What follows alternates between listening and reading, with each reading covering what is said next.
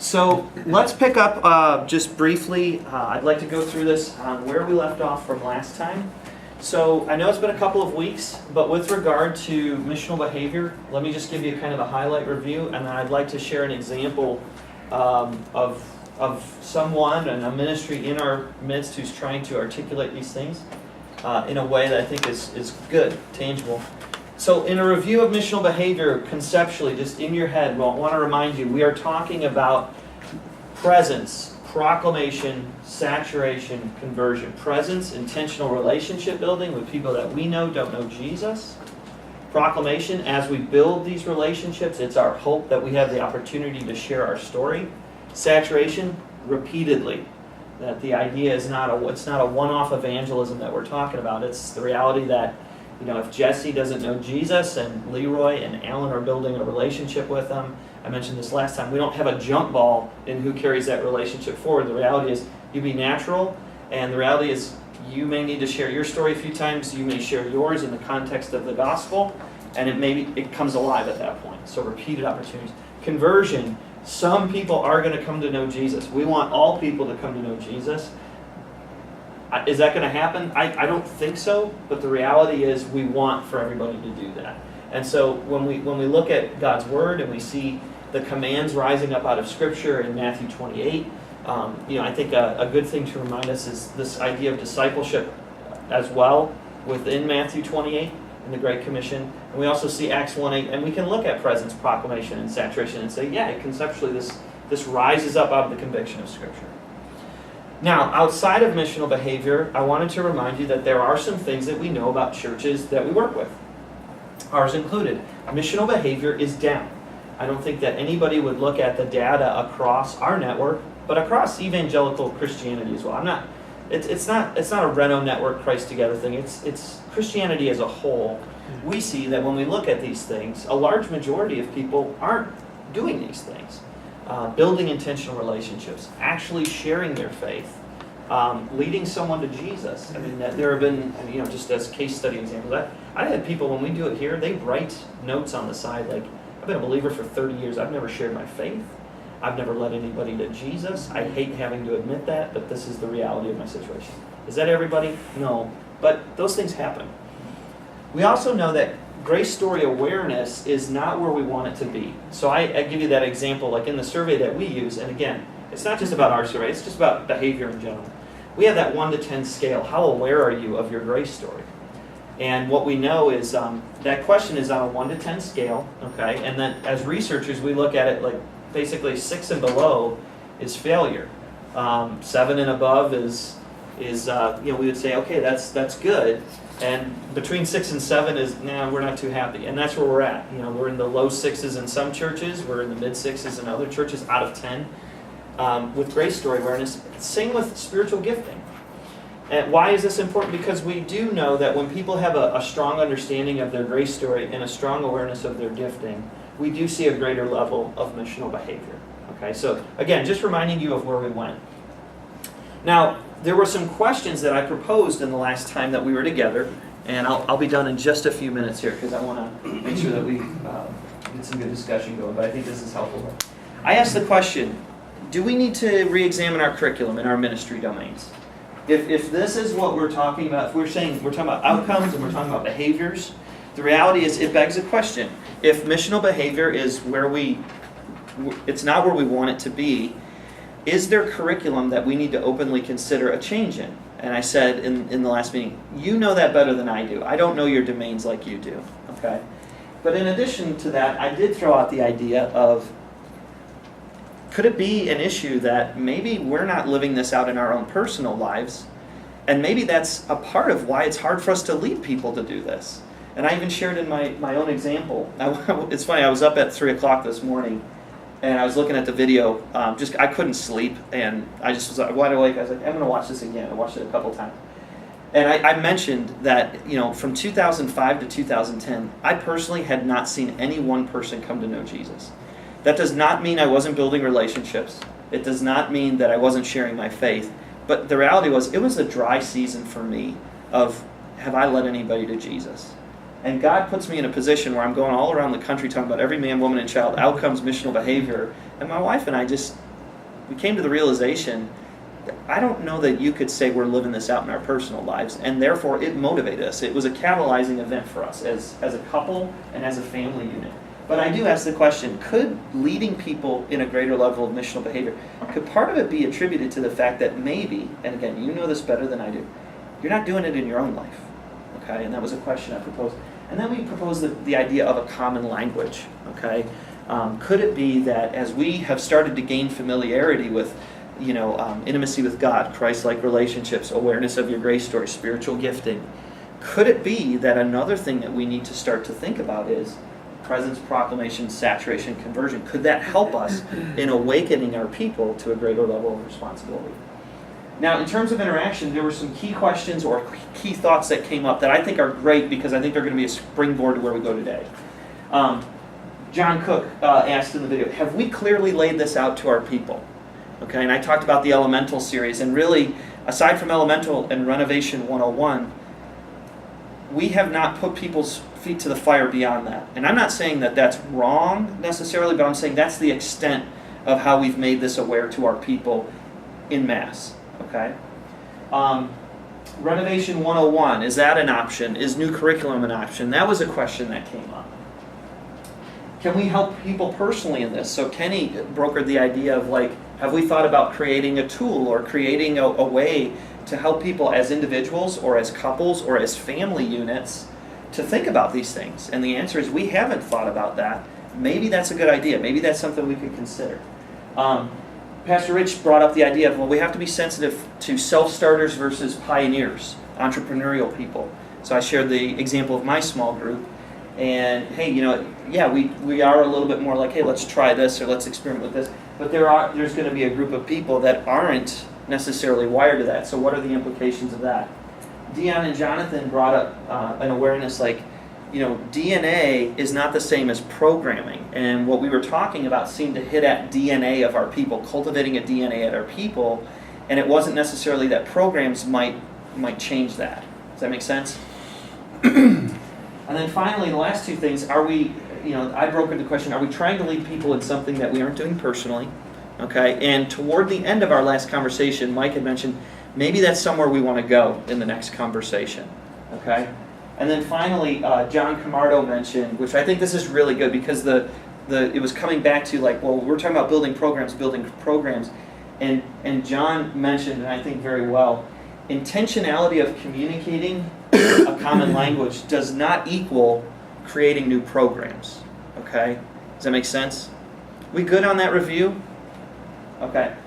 Ultimately, there was the question that was laid out as we closed up was, how are we indoctrinating these ideas into our domains, spheres, geographies of influence? And that's ultimately where we said, man, with this and with what's going on in our personal lives, that's kind of where we left this conversation and said maybe we could pick it up from there. So I did that in just about 10 minutes, and that's kind of what I wanted to do. I do have an example that I'd like to show you of Shine, some of the cool stuff that they're doing, where they're just making an attempt to make a common language go forward with not just with the outcomes, but also with behaviors, presence, proclamation, saturation, conversion. Kenny, I'm sure you'd be willing to make that available to people if they wanted it. So that's a brief review, and I thought we could dive in from there. So I'll open up the floor and see where we go.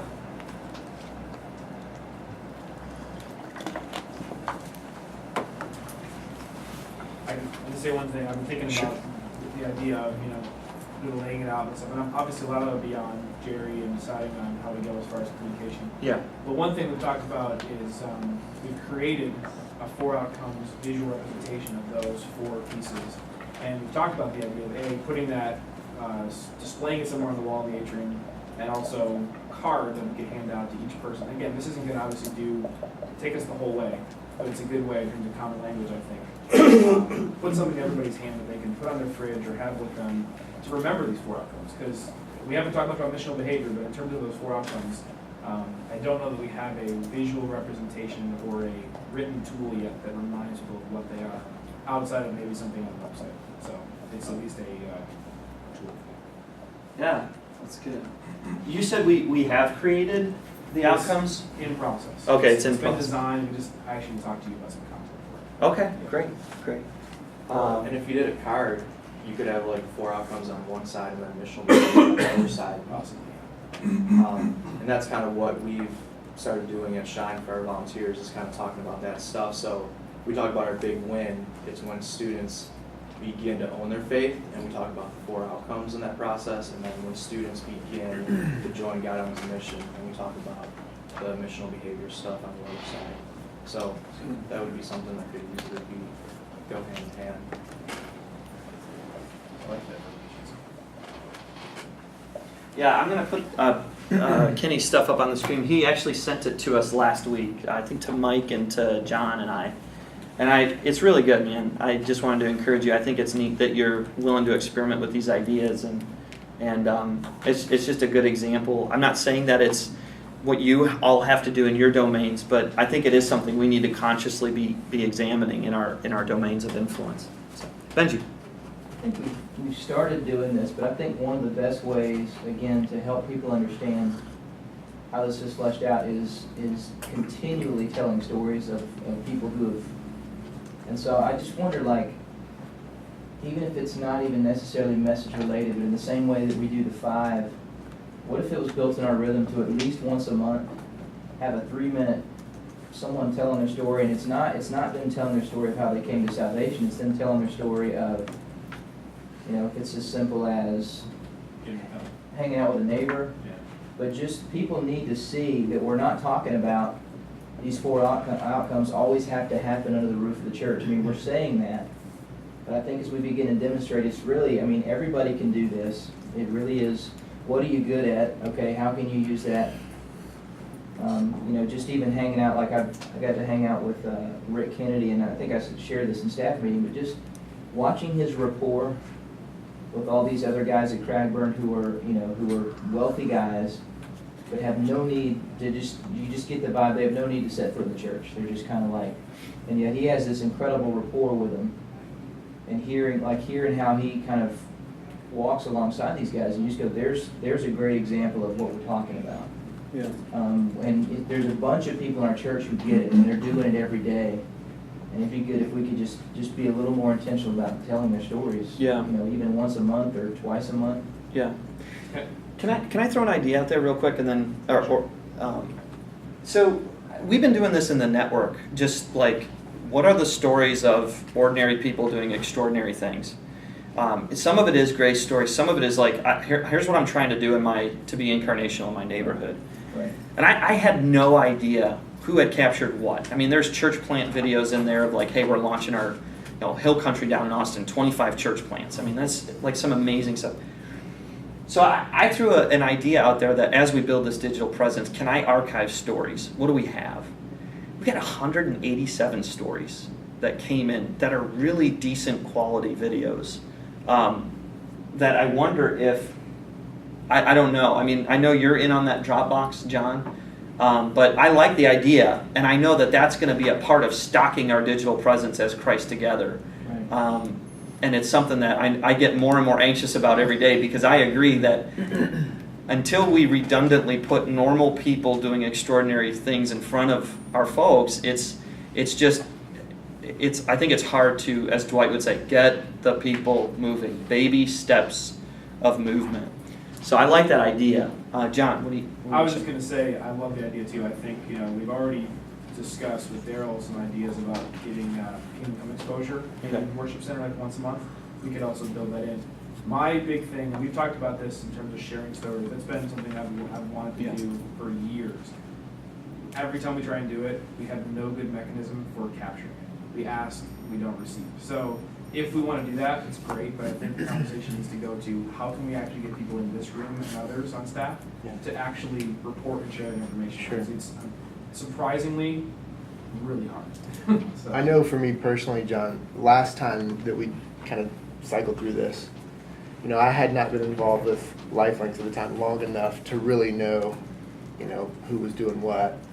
Now, as soon as he said that, I typed one that I know I just met with this past week, and I know I'm confident I could do 10 in no time.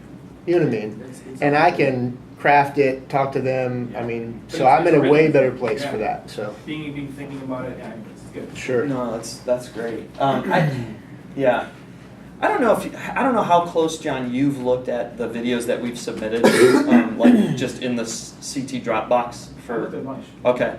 I mean, I don't know if maybe, like, I thought about what if I invite everybody into the Dropbox to take a look, to kind of just kick the tires a little bit. You know, that's an overused term around here, but I didn't mean anything negative. I know, like, that's why I say it. We're naming the open choir that we're doing for anybody to Kick the tires. choir. Yeah, kick the tires.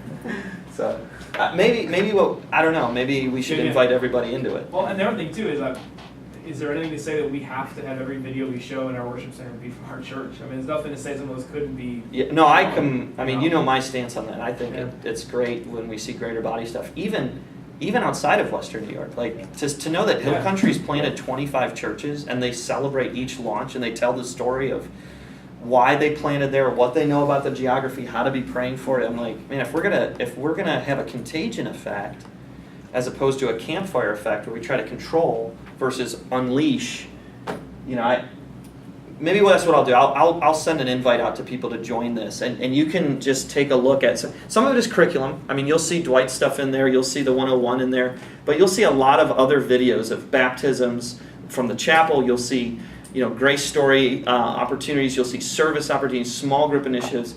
Just take a look at it, and who knows, maybe that ignites some creativity of people in your realm that you could help us with. So, Jeff.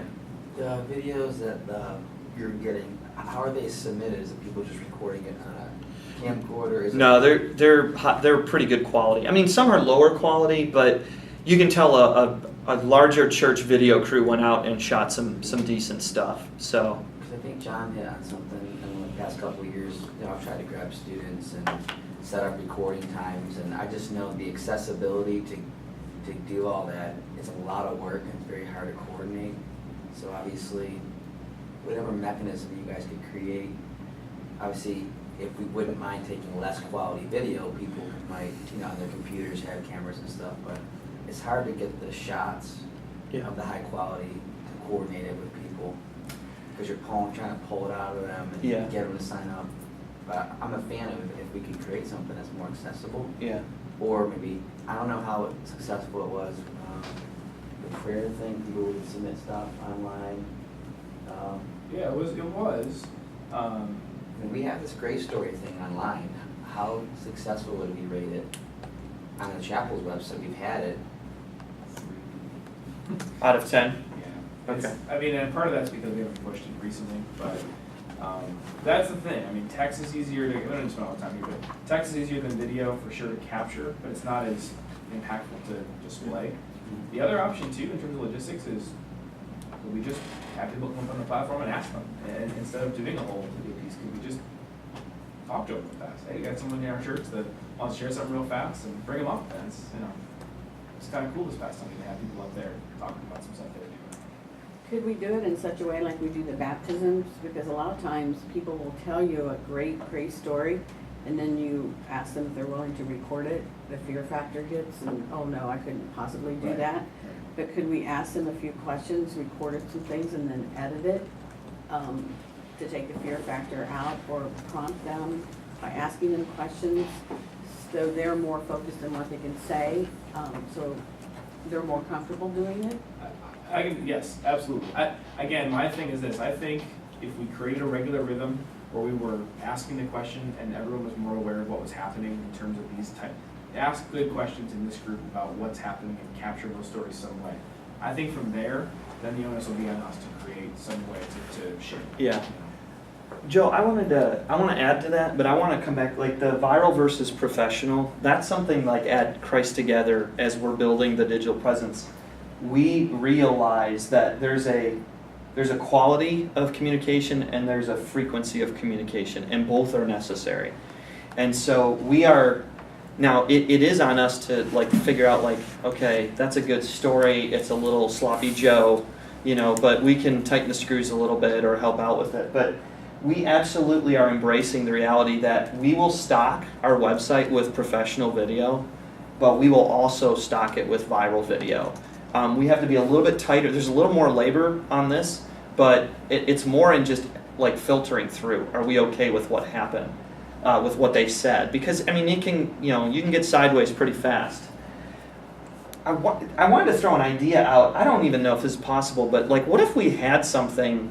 And again, I have no awareness of logistics, but what if we started something on Sundays where we had a place, and it? You're laughing, so I don't know if it's. We just already talked through this idea. Okay. Yeah. You're like, what's God doing in your life? It's not a bad idea. Okay. Yeah. I thought you were gonna be like, that sucks on so many levels, and here's why. You know, like, I was like, okay, that's fine. I just think it might be a great way to get some of this, and because this takes time, but we could get some of this and clean it up a little. Yeah. I think once people begin to realize, like, it really is easy, and it's probably right next door to you of what you can be doing to be living out these 4 outcomes. I mean, it's as simple as figuring out who is the widowed or the widower in your neighborhood, and just go hang out with them. Yeah. I mean, that's the biggest thing. Like, even with the guy in our neighborhood that I told you about, Kenny, like, as we begin to build more and more relationship, he said on several occasions, "I'm just glad to be around people." And it just blows my mind that you completely forget how lonely people get when they're by themselves. Even, he's got family that's over with him once a week, but even that is not enough. Like, he's just starving for somebody to hang out with him. And we'll, sometimes our conversations will go there with the gospel, sometimes it's not, but that's not the agenda. The agenda is that I'm going to hang out with him and be a friend to him because that's just what is it's the right thing to do. I think that hits on something, which is we can collect stories, but stories of what? And I think that's where we go back to, what are we asking people to be aware of? Right. The outcomes for sure, and the missional behavior, and I feel like there's a 2-step flow here. One is, before we start collecting, what do we want to make sure that we're running this through? Yeah, I think we did this exercise in our leaders retreat. Okay. Recently, where we talked about what is the win in each one of these areas as far as outcomes. It was just a great exercise because some people have different ideas, but you're right, some people, being passionate about God or spiritual formation might have said something that I thought was totally not even close, and I was going to ask, well, how does that fit? Maybe it would help, whether it's our team here, just brainstorming through, hey, what is the win in each one of these areas for each one of these outcomes? And then when you have that card you produce, it might give people kind of an idea of what we're looking for. Yeah. I think it's on 2 levels, outcomes and behaviors. I think you're right, Joe. That, and that's, I think that's speaking to the heart of, like, do we create something, and that can get a little hairy because it can become incredibly labor intensive to create something. I know, like, even creating the 101, it was labor intensive, and honestly, the return on investment in terms of what we put in and the actual saturation of the ideas into 5,000 people on a Sunday morning is pretty low. And I want to be sensitive to that, John, and then Joe. I just think, and again, I'm not against curriculum, but Yeah. I just think these are really more challenge questions than they are teaching questions. It's more, what have you done lately? And if not, what are you going to do tomorrow? So I think it's more about, sharing people that are doing it, and also challenging people on a regular basis, and saying, maybe that's a way for us to build that into some sort of communication piece, or we make it visible to them on a regular basis, maybe even way through social media differently, but, challenging our people and constantly getting that thought in front. I know even, us walking through these conversations really challenges me. So if we had people in our congregation being challenged with this question, I think it's just as good as some sort of big teaching piece.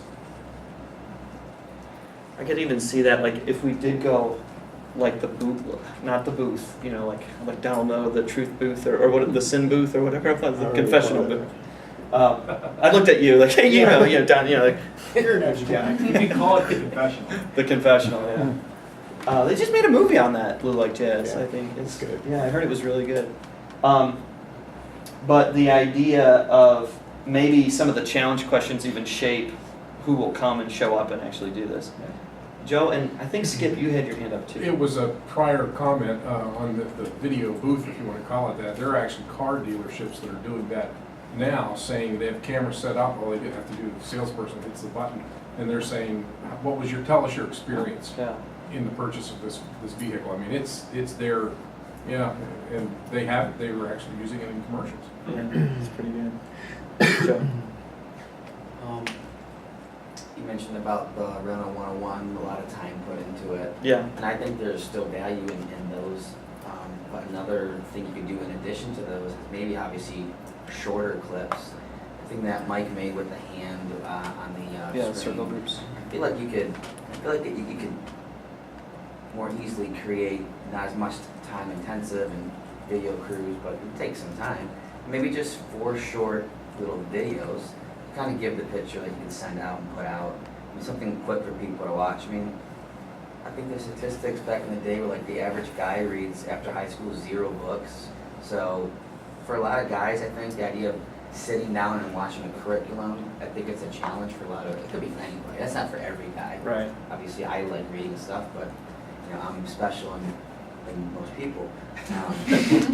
But I'm just saying that getting me watching a curriculum versus you know a short video creatively done that we could spread out virally. It just kind of points to some of these I think would be another idea. And then obviously in addition we have, hey, if you want to learn more about this, we have these renovation videos. Yeah. I think, along with that, I think that more the culture of our discussion, I mean, this is, you know, we're a few years into this, again, tightening down on, you know, what Yeah. are we really saying? I'm amazed, no matter how many times I say the things that I say to, like, group hosts. This past week again, you know, this was one that I'm in communication with. Yeah.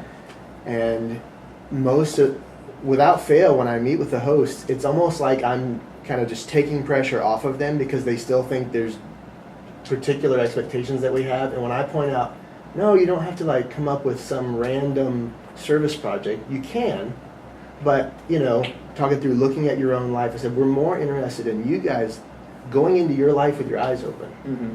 Going, where am I personally? You know what I mean? So Yeah. I think the repetition, like you're saying, it's not as much like, oh, we took the class, now we got it, right? Yeah. But the repetition's big. And with how we form the questions, Yeah. you know, I think it's important that we be careful. Yes, that we brainstorm specifically kind of what we're looking for, but that we leave it open enough.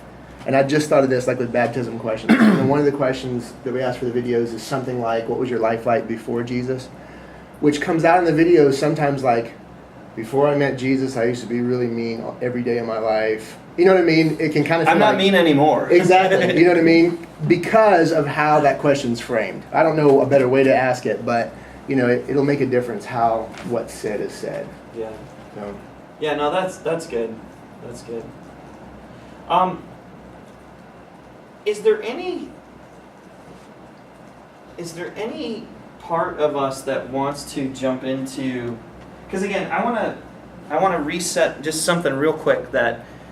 So we're coming up with ideas, and we're acknowledging that missional behavior in general seems like a difficult thing to draw out in our people. So that, like resetting that, coming back to that, again, these are great ideas. Is there any, I don't want to leave this if it's something that we should pick up. Is part of what we might be challenged with the fact or the reality that maybe this is hard in our own lives? Sure. I think there are two there that we have to still further explore, and that's one, and one, the DNA versus program. I mean, when we're talking about getting into someone's DNA, so this becomes who they are, there's effort there. You know, it's going to be far more than just a program. It's how are they living this out. So we do have to give some, I think, deeper thought is how do we get this to a person so it is part of who they are. And there is going to be some work involved in that. And we know how people are about work, you know, above and beyond everything else they have going on in their lives. But that's DNA. I mean, there's the work in that.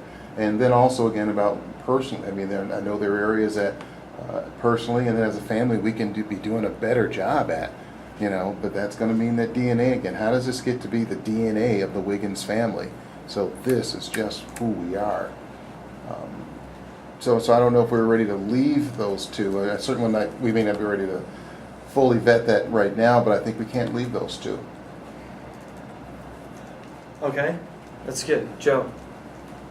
Just one last thought on sharing stories and gathering stories. Yeah.